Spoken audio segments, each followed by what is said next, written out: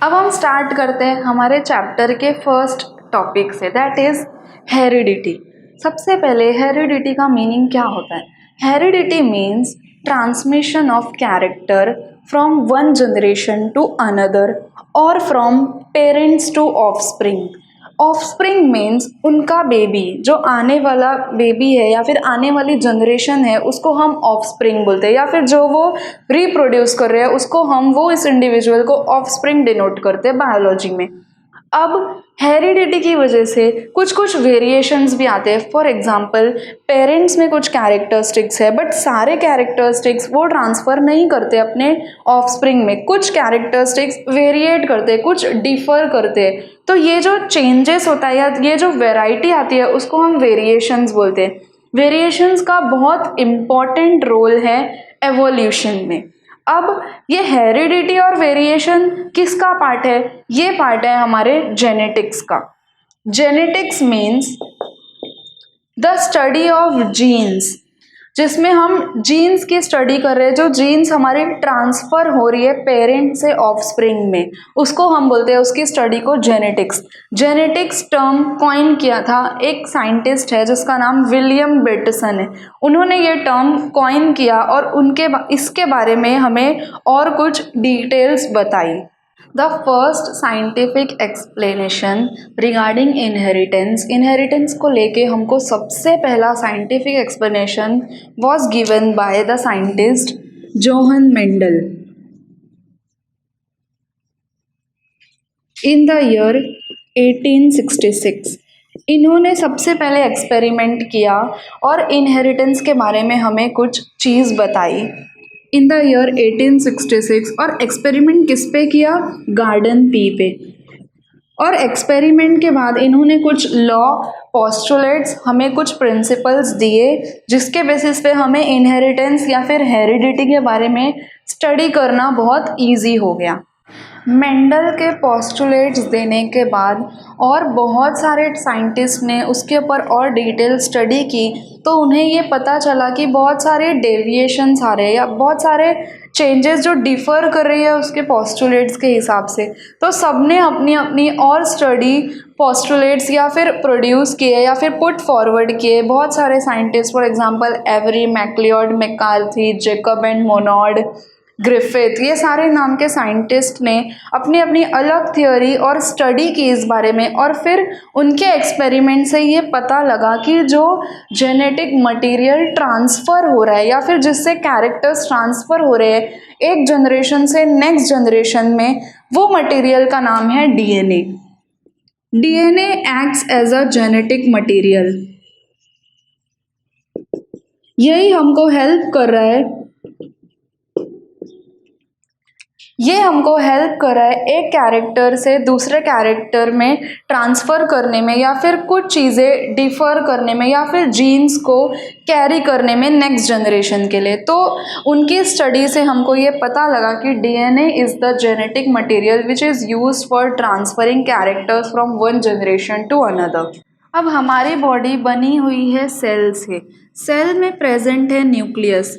और जो हम अभी डीएनए के बारे में स्टडी कर रहे थे, DNA is a genetic material which carries characters which carries genes from one generation to another, वो प्रेजेंट होता है हमारे न्यूक्लियस में और वो भी एक न्यूक्लिक एसिड है। वैसे ही जो हमारे सेल का दूसरा पार्ट है जहाँ पे प्रेजेंट रहता है साइटोप्लाज्म या फिर एक सेल ऑर्गेनेल है जिसका नाम है साइटोप्लाज्म, वहाँ पे प्रेजेंट रहता है हमारा आरएनए। ये भी एक न्यूक्लिक एसिड है और पॉलीमरिक मॉलिक्यूल भी हम इसको बोल सकते हैं। और आरएनए दो टाइप के होते हैं, पहला जेनेटिक आरएनए, दूसरा नॉन जेनेटिक आरएनए। नाम से ही हमको क्लियरली समझ में आ रहा है जेनेटिक आरएनए मीन्स ये जीन्स कैरी करेगा या फिर हमको कुछ कैरेक्टर्स ट्रांसफ़र करने में हेल्प करेगा। नॉन जेनेटिक आरएनए यूज़ होते हैं प्रोटीन सिंथेसिस में।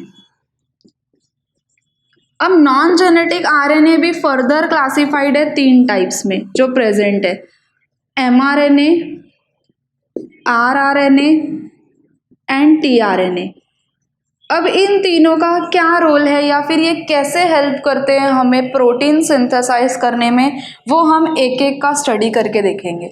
अब mRNA क्या है या फिर mRNA क्यों लिखते हैं? M means messenger RNA। अब हमको मैसेंजर वर्ड से ही क्लियरली समझ में आ रहा है ये कुछ ना कुछ मैसेज पास करता होगा या फिर इसके पास कुछ ना कुछ मैसेज रिसीव होते होंगे। ये हेल्प करता है प्रोटीन्स को मैसेज पास ऑन करने में। जो हमको मैसेज या जो भी मैसेज इसके पास डिलीवर होता है ये हेल्प करता है राइबोसोम तक मैसेज पहुंचाने में। ये टोटल 3 to 5% हमारे बॉडी में प्रेजेंट है, या फिर टोटल जितने भी आरएनए का कलेक्शन है उसमें से 3 to 5% mRNA है। और ये स्ट्रेट मॉलिक्यूल है बिना कोई फोल्डिंग के। तो ये हमारे mRNA का रोल है हमारे सेल में। Next is rRNA। R here indicates ribosomal RNA। अब राइबोसोमल आरएनए का क्या फंक्शन है या ये क्या करता है और ये टोटल कितने क्वांटिटी में प्रेजेंट है? ये टोटल 80% ऑफ आरएनए प्रेजेंट है। मतलब जितने भी आरएनए है सबसे मेजर क्वांटिटी उसमें rRNA की है। और ये बहुत सारे फोल्डिंग्स के साथ प्रेजेंट है। ये स्ट्रेट स्ट्रक्चर नहीं है सिंगल स्ट्रैंडेड ही, बट इसमें बहुत सारे फोल्ड्स है और ये परमानेंटली राइबोसोम के साथ अटैच रहता है, उनसे कभी अलग होके कुछ फंक्शन नहीं करता। इसका रोल ये कि ये राइबोसोम के साथ हमेशा परमानेंटली अटैच्ड ही मिलेगा आपको सेल में, और ये टोटल 80% प्रेजेंट है। नेक्स्ट है हमारा tRNA या फिर ट्रांसफ़र आरएनए भी हम बोल सकते हैं। ये टोटल 10 to 20% जितने भी आरएनए हैं उतना ये कंस्टिट्यूट करता है, और ये सबसे स्मॉलेस्ट आरएनए है जितने भी आरएनए हमारे सेल्स में प्रेजेंट है। अब इसका क्या रोल है? ये हेल्प करता है अमाइनो एसिड को ट्रांसफ़र करने में उनके स्पेसिफिक लोकेशन पे, और प्रोटीन सिंथेसिस में ये हमें हेल्प करता है। नेक्स्ट टॉपिक है हमारा transcription. Transcription means formation of mRNA on DNA template. मतलब जो भी हमारे डीएनए में जीन्स है या जो भी कोड्स है वो सारा ट्रांसक्रिप्ट करना आरएनए पे। मतलब जितनी भी हमारी कोडिंग दी हुई है या फिर ये सारे जो कोडॉन्स हैं हमारे जो ट्रिपलेट फॉर्म में प्रेजेंट रहते हैं, जो हमारे डीएनए पे प्रेजेंट है, वो सारा कॉपी होके आरएनए पे आ जाते हैं। मतलब ट्रांसक्रिप्ट वर्ड का ही मीनिंग यही हो रहा है। ट्रांसक्रिप्ट या transcribe means copy in right. मतलब जितने सारे कोड्स हमारे डीएनए पे लिखे हुए हैं वो सारे हमारे आरएनए पे कॉपी हो गए, ताकि जो भी जेनेटिक इन्फॉर्मेशन जो डीएनए के पास थी अब वो कॉपी हो गए आरएनए के पास भी एक और आ गई है। इसका ही मीनिंग होता है ट्रांसक्रिप्शन। ट्रांसलेशन क्या होता है? Translation means it is the process in which जिसमें कोडॉन के जो सीक्वेंस है mRNA पे उसके हिसाब से कौन से अमाइनो एसिड्स वहाँ पे फिट होंगे वो हम ट्रांसलेट करते हैं, और वो अमाइनो एसिड्स अकॉर्डिंगली ट्रांसलेट हो के फिट होते जाते हैं, और नेक्स्ट अमाइनो एसिड कौन सा आएगा वो देखते हैं। और ऐसे अमाइनो एसिड ज्वाइन कर करके एक पॉलीपेप्टाइड चेन बनता है, और ये पॉलीपेप्टाइड चेन हमें हेल्प करता है प्रोटीन सिंथेसाइज करने में। तो ये रोल है हमारे ट्रांसलेशन का। नेक्स्ट स्टेप है हमारा ट्रांसलोकेशन। अब जो हम इसके पहले ट्रांसलेशन पढ़े थे वो 3 स्टेप में कंप्लीट होता है। पहला स्टेप है जिसका इनिशिएशन। अब इनिशिएशन मीन्स जब वो इनिशिएट हो जाता है फॉर्म होने के लिए, प्रोटीन सिंथेसाइज करने के लिए जब वो इनिशिएटिव ले लेता है, तो फिर जो हमारा स्ट्रैंड है वो इलोंगेट होने लगता है, जिसका सेकेंड स्टेप है इलोंगेशन। अब इलोंगेशन मीन्स जब वो और सारे हमारे कोडॉन्स आते जाएंगे तो वो फिट होने के लिए इसको इलोंगेट होना पड़ेगा। अब ये इलोंगेट होने के लिए हमारे जो स्टार्टिंग है कोडॉन का और जो एंडिंग है एंड कोडॉन है वो उसके बीच में बहुत सारे लंबी पॉलीपेप्टाइड चेन बनेगी अमाइनो एसिड की। तो एक अमाइनो एसिड फिट होने के लिए आगे इसको खसकना पड़ेगा नेक्स्ट अमाइनो एसिड को फिट होने के लिए, फिर इसको आगे बढ़ना पड़ेगा। मतलब इसको लोकेट करना पड़ेगा एक जगह से नेक्स्ट जगह पे, इस यहाँ से नेक्स्ट प्लेस पे। तो ये जो लोकेशन चेंज हो रहा है इसको ही बोलते हैं हम ट्रांसलोकेशन। अब ये जो हमारा प्रोटीन सिंथेसाइज हो रहा है डीएनए से with the help of RNA, इस प्रोसेस को हम एक नाम देते हैं, या फिर एक नाम ऑलरेडी साइंटिस्ट लोगों ने दिया है जिसका नाम है central dogma. That means synthesis of protein from DNA और by DNA through RNA is known as central dogma. अब हम लोग आ जाते हैं हमारे चैप्टर के नेक्स्ट पार्ट पे, that is evolution. Evolution means gradual changes occur in living organisms over a long duration of time. Means कि अगर कोई भी एक लिविंग ऑर्गेनिजम्स में चेंजेस आ रहा है वो ग्रेजुअली आएगा, इंस्टेंटली कोई भी चीज़ एक बार में झटके से चेंज नहीं हो सकती, ऐसा पॉसिबल नहीं है। पहले कुछ चीज़ कैसी थी वो धीरे धीरे इवॉल्व होके चेंज होके अब वो कैसी हो गई है। ये बहुत ही स्लो ग्रोइंग प्रोसेस है। इसमें बहुत सारे साइंटिस्ट लोगों ने अपनी अपनी अलग अलग थ्योरी दी है। ये रेंज करता है स्टार्स प्लैनेट्स की चेंजिंग से लेके बायोस्फीयर में चेंजेस कैसे हो रहे हैं अर्थ पे। सबसे पहले एक यूनिसेल्यूलर लिविंग ऑर्गेनिज्म यहाँ पे अवेलेबल था, अर्थ पे आया। उसके बाद से अमीबा या paramecium that is living organism, उसके बाद से एकदम highly multicellular living organisms that is we human beings. हम कैसे एग्जिस्ट हुए, हमारे बीच में और क्या क्या चीज़ें आई, वो हम कैसे चीज़ चेंज हुई उसके बारे में अभी हम देखेंगे, उसके बारे में अभी हम स्टडी करेंगे। ये तो हो गया लिविंग बींग से या ह्यूमन बींग या एनिमल से रिलेटेड।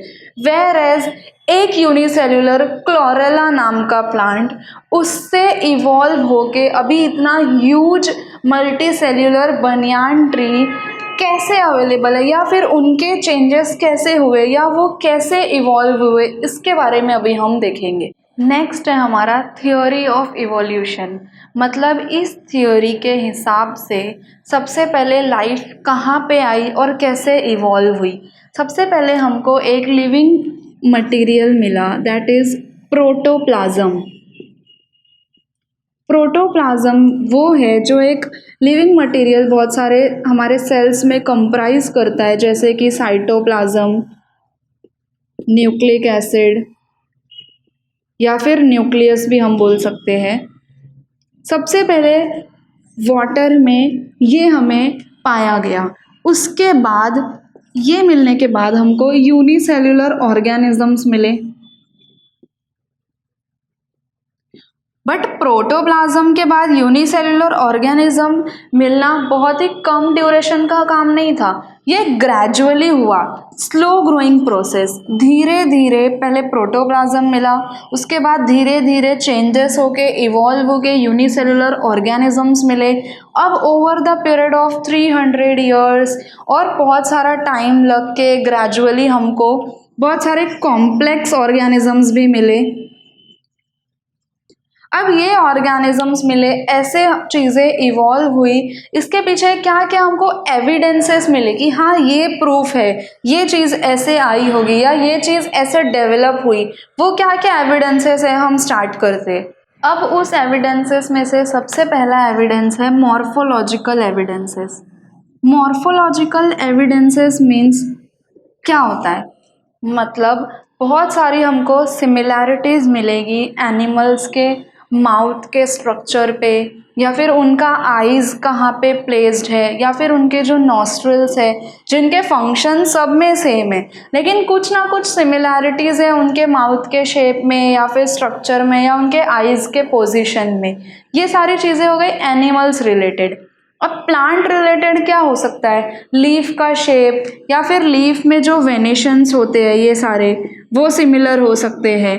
तो ये सारा जो हमको प्रूफ देता है कि हमारे ये जो एक ग्रुप ऑफ थिंग्स है, for example group of animals या ग्रुप ऑफ प्लांट्स है, ये लोग कॉमन एंसेस्टर शेयर करते हैं। इनके एंसेस्टर ऐसे ही बिलोंग करते थे जिससे वो इवॉल्व होके ऐसे हुए। तो ये हो गया हमारा मॉर्फोलॉजिकल एविडेंसेस। पहले हम देखें मॉर्फोलॉजिकल एविडेंस, अब हम आ जाते हैं एनाटॉमिकल एविडेंसेस पे। एनाटॉमिकल एविडेंसेस क्या होते हैं, मीन्स बहुत सारे बोन्स के स्ट्रक्चर सिमिलर होते हैं, या फिर बोन के जो जॉइंट्स है वो बहुत सारे सिमिलर होते हैं ह्यूमन बींग्स में या बहुत सारे एनिमल्स में। तो हम वो जॉइंट स्ट्रक्चर देख के या फिर वो बोन का स्ट्रक्चर देख के या फिर जो फोर लिम्ब ऑफ कैट है या फिर ह्यूमन बींग का जो हैंड है उनकी क्या सिमिलैरिटी है वो हम देख के या स्टडी करके हम इसमें भी ये बता सकते हैं कि इनके एंसेस्टर कॉमन थे। ये हमको डिनोट करता है एनाटॉमिकल एविडेंसेस। थर्ड एविडेंस है हमारा vestigial organ. Vestigial organ means कौन से ऑर्गन जो फंक्शनलेस है हमारी बॉडी में, जिनका कुछ रोल नहीं है, जिनका कुछ काम नहीं है, बट वो फिर भी प्रेजेंट है।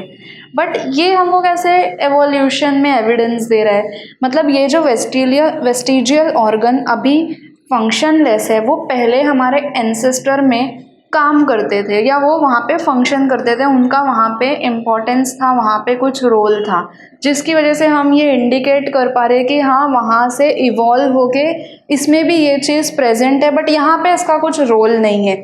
For example vermiform appendix.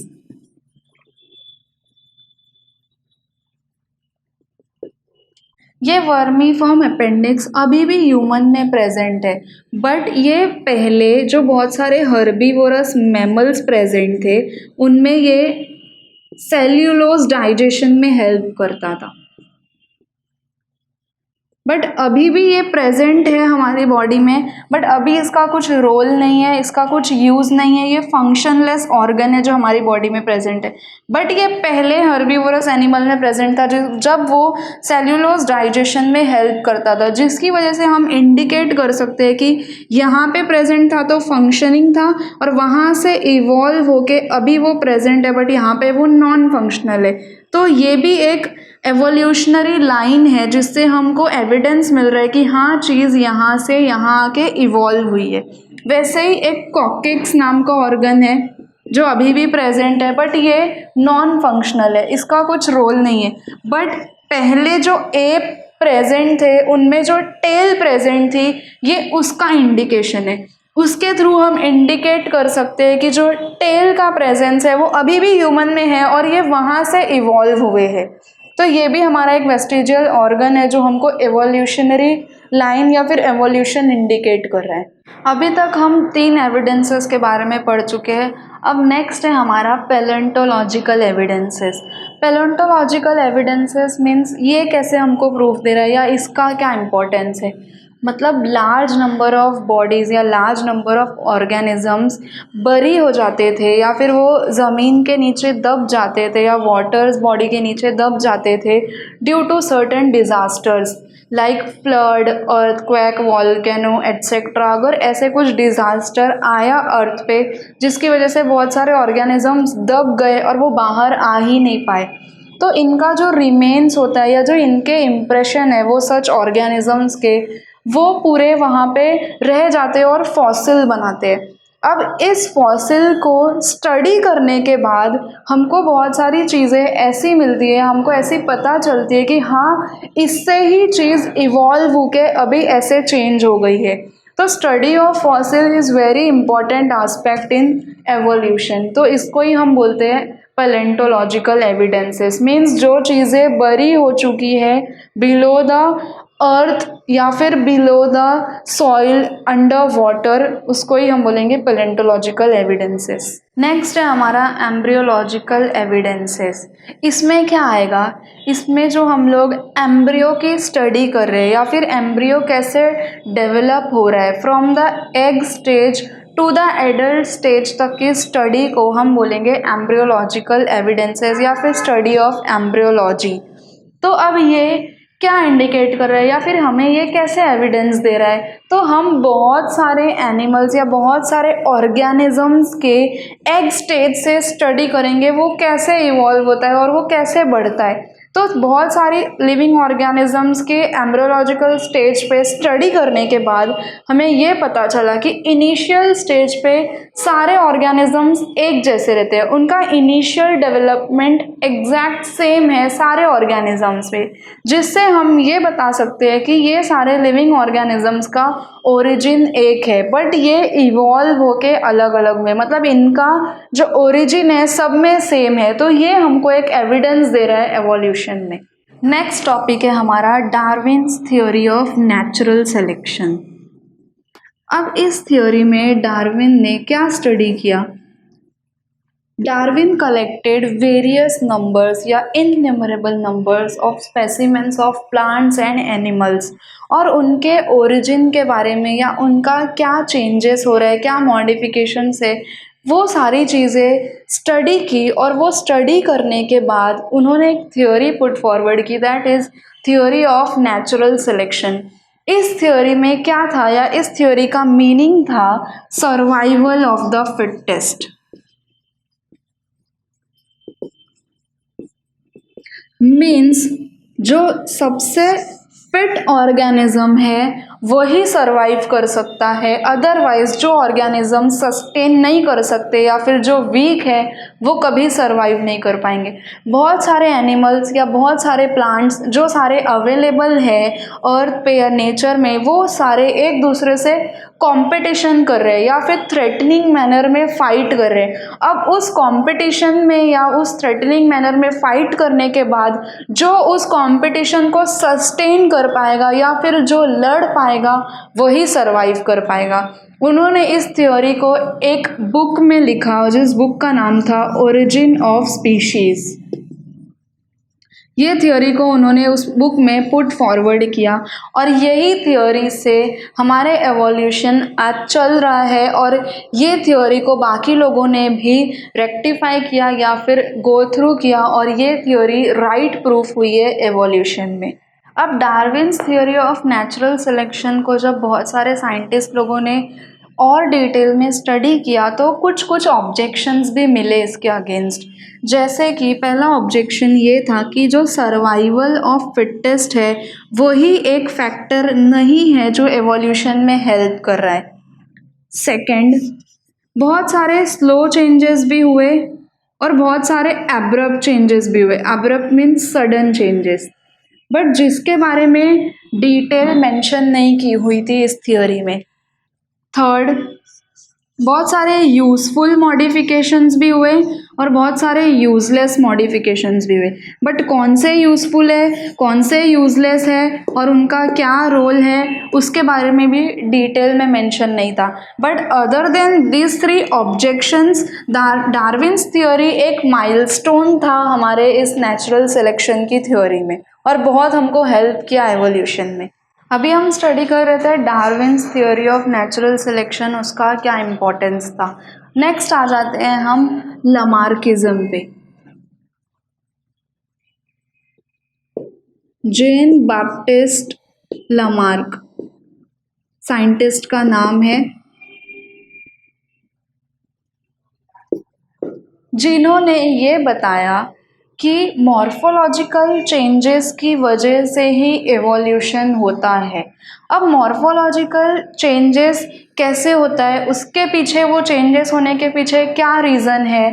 Means activities जो हम परफॉर्म कर रहे हैं या फिर जो हम लेजीनेस दिखा रहे हैं, हम जो काम नहीं कर रहे हैं, use, that is use and disuse of organs, इसकी वजह से होता है मॉर्फोलॉजिकल चेंजेस, और वो मॉर्फोलॉजिकल चेंजेस हमको हेल्प कर रहा है एवोल्यूशन में। अब जैसे कि लमार्किज्म के हिसाब से जो जिराफ एक animal, we are all aware of it, ये जो है इसकी नेक काफ़ी लंबी होती है। तो इसकी नेक लंबी होने का रीज़न ये है कि पहले कुछ कुछ प्लांट्स वो जो नीचे अवेलेबल थे वो खाता था, अब जब वो ख़त्म होने लगे तो वो और ऊपर के लीव्स को खाने लगा।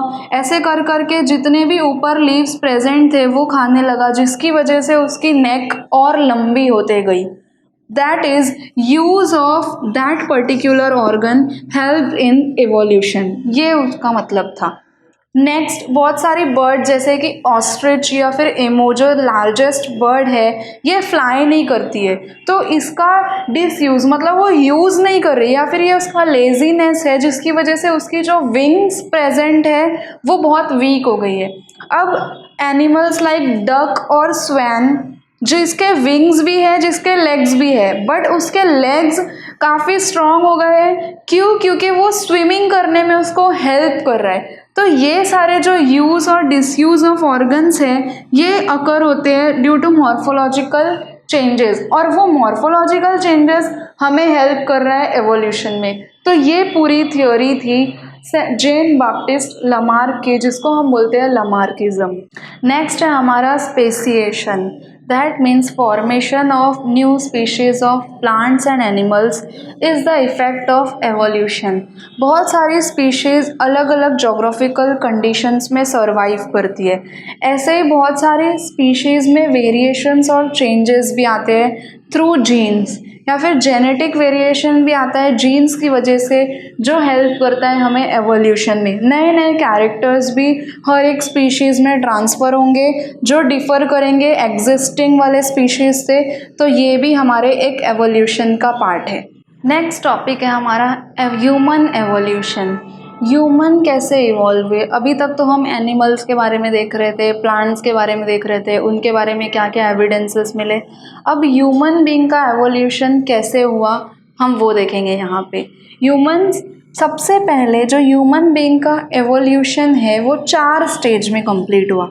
सबसे पहला एप स्टेज, जैसे कि हम सब अवेयर है, पहले बोला जाता था ह्यूमन बीइंग पहले मंकीज़ थे, मंकीज़ से इवॉल्व होके हम ह्यूमन बीइंग बने। तो वो कैसे कंप्लीट हुआ? तो ये 4 स्टेज में हुआ। First is app stage, second is app man stage, third is primitive stage या फिर प्रिमिटिव मैन हम बोल सकते हैं, फोर्थ इज मॉडर्न मैन जो अभी हम हैं। तो ये 4 स्टेज में हमारा ह्यूमन एवोल्यूशन कंप्लीट हुआ। अब सबसे पहले हम स्टडी करेंगे एप स्टेज के बारे में। ह्यूमन एवोल्यूशन के ओरिजिन में, उसके स्टार्ट में हम ये पाया गया जो डायनासोर्स पहले एग्जिस्ट करते थे वो एक्सटिंक्ट हो गए 7 करोड़ ईयर्स अगो, इतने पहले वो एक्सटिंक्ट हो चुके। तो उस टाइम पे जो मंकी लाइक एनिमल्स प्रेजेंट थे वो इवॉल्व हुए, या फिर ऐसा माना जाता है कि वो इवॉल्व हुए एक लेमुर नाम का जो एनिमल था उससे सिमिलर। फिर धीरे धीरे ये एक्सटिंक्ट होने लगे, तो 4 करोड़ ईयर्स अगो पहले ये लोग भी एक्सटिंक्ट हो गए। इसके बाद जो लोग इवॉल्व हुए उनका थोड़ा सा एनलार्ज ब्रेन का साइज़ था, थोड़ा सा उसमें ब्रेन पाया गया, जिसकी वजह से ये इंडिकेट कर रहा है कि इसी से इवॉल्व हुए, बट इनमें थोड़े चेंजेस आए हैं, वो ये कि प्रेजेंस ऑफ ब्रेन आ गया है। तो ये थोड़े थोड़े चेंजेस हमें मिले यहाँ पे, जो लेमुर से इवॉल्व होके जो दूसरा हमें एनिमल मिला उसमें थोड़े से ब्रेन मिलने की वजह से हम ये इंडिकेट कर रहे हैं कि चीज़ें यहाँ से ही इवॉल्व हुई है। वो जो हम देख रहे थे अभी जिसमें थोड़ा एनलार्ज ब्रेन आया, जिससे हम इंडिकेट कर रहे थे कि एवोल्यूशन हुआ मैन का या ह्यूमन बीइंग का, तो उसको ही हम बोलते हैं एप लाइक एनिमल्स या फिर एप मैन स्टेज। अब वो जो एप लाइक एनिमल्स थे या फिर हम एप मैन जिसको बोल रहे थे वो ट्रैवल किए साउथ और नॉर्थ ईस्ट एशिया में, और जो कुछ एप लाइक एनिमल्स थे वो अफ्रीका में ही छूट गए, वो आगे नहीं बढ़ पाए, वो आगे ट्रैवल नहीं किए। तो जो यहाँ पे रह गए, जो यहाँ पे रुक गए और यहाँ पे बच गए, वो इवॉल्व हो गए एज गोरिल्ला चिंपैंजी, और ये आगे बढ़ते बढ़ते इवॉल्व हो गए एज गिब्बन्स एंड ओरंगुटन। ऐसे इवॉल्व हो गए दोनों अलग, जो यहाँ पे छूट गए वो चिंपैंजी और गोरिल्ला, और जो यहाँ पे आगे बढ़ते गए, आगे इवॉल्व होते गए, वो एज अ गिब्बन इवॉल्व हुए। जो गोरिल्ला और चिंपैंजी अफ्रीका में रह गए थे या फिर वो जो वैसे इवॉल्व हो गए, वो 2.5 करोड़ ईयर्स अगो की बात थी। उसके बाद 2 करोड़ ईयर्स पहले ये पाया गया कि जो एप लाइक मैन थे वो धीरे धीरे और इवॉल्व होने लगे और जो उनका हैंड्स था वो उसको खाना खाने के लिए यूज़ करने लगे और दूसरी इम्पॉर्टेंट चीज़ें या फिर कुछ ना कुछ काम या कुछ एक्टिविटीज़ करने के लिए वो अपना हैंड्स लेग्स का इस्तेमाल करने लगे।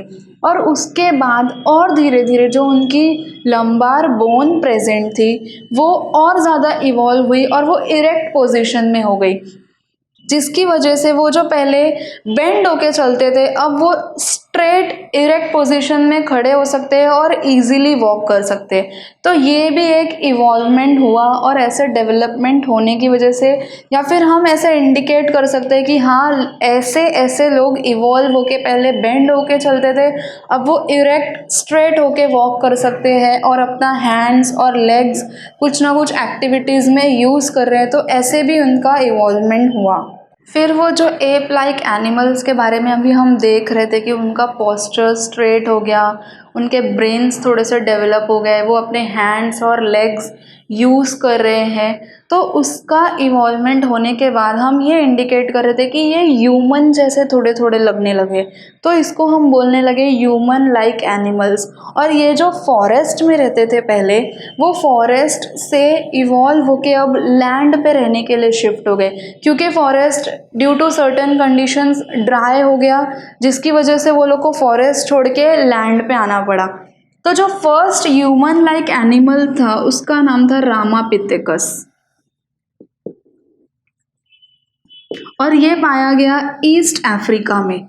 ईस्ट अफ्रीका में हमें सबसे पहले मिला Ramapithecus app, that is human like animal. इसका हम स्टडी करने के बाद हमें पता चला कि इसका ब्रेन और ज़्यादा डेवलप्ड है और ये और ज़्यादा इंटेलिजेंट है और उनके कंपैरिजन में और ज़्यादा ये काम परफॉर्म कर सकता है। अभी अब जो हम देखे थे पहले एनिमल लाइक या फिर एप लाइक मैन या फिर और इवॉल्व होने के बाद ह्यूमन लाइक एनिमल्स, तो इनकी मॉर्फोलॉजी स्टडी करने के बाद हमें ये पता चला कि इनमें जो ब्रेन और ज़्यादा डेवलप हो गया या फिर वो इरेक्ट पोस्चर में चलने लगे, ये सारा कुछ इंडिकेट कर रहा था कि ये मेंबर है, एक जीनस है होमो नाम का, उसकी तरह ये इंडिकेट करने लगे।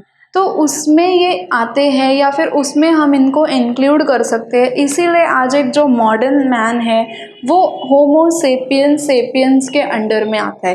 तो क्योंकि इनकी जो सारी क्वालिटीज़ थी या फिर जो मॉर्फोलॉजिकल चेंजेस थे वो सब जीनस होमो के मेंबर की तरह थे और ये इवॉल्व हुआ 20 लाख ईयर्स अगो। वो ज़्यादा इंटेलिजेंट हो गए और उनका ब्रेन ज़्यादा वर्क करने लगा और 15 लाख ईयर्स अगो पहले ब्रेन और ज़्यादा काम करने लगा या ज़्यादा इंटेलिजेंट हो गए। उसके अलावा ये ज़्यादा एक्टिविटीज़ परफॉर्म करने लगे और ज़्यादा हार्डवर्क करने लगे। वो सारा कुछ डेवलपमेंट 15 लाख ईयर्स अगो पहले पाया गया। और ये सारी चीज़ें हमको कौन से पार्ट में मिली? वर्ल्ड के चाइना और इंडोनेशिया में सबसे पहले हमें ये चीज़ मिली। इवोल्यूशन इतना ज़्यादा कंटिन्यू होता रहा डेवलपिंग स्टेज की तरफ कि हमको ये पता चला कि जो एक होमो सेपियंस नाम का जो वाइज मैन का कैरेक्टर है उसकी तरह लोग बिहेव करने लगे। ह्यूमन ब्रेन इतना ज़्यादा डेवलप हो गया और वो और इरेक्ट पोस्चर में चलने लगे और ज़्यादा हार्ड वर्किंग हो गए। तो वो होमो सेपियंस, जिसको हम क्लास वाइज मैन भी बोलते हैं, उसके अंडर में हम इनको इंक्लूड कर सकते हैं। और नियंदरथल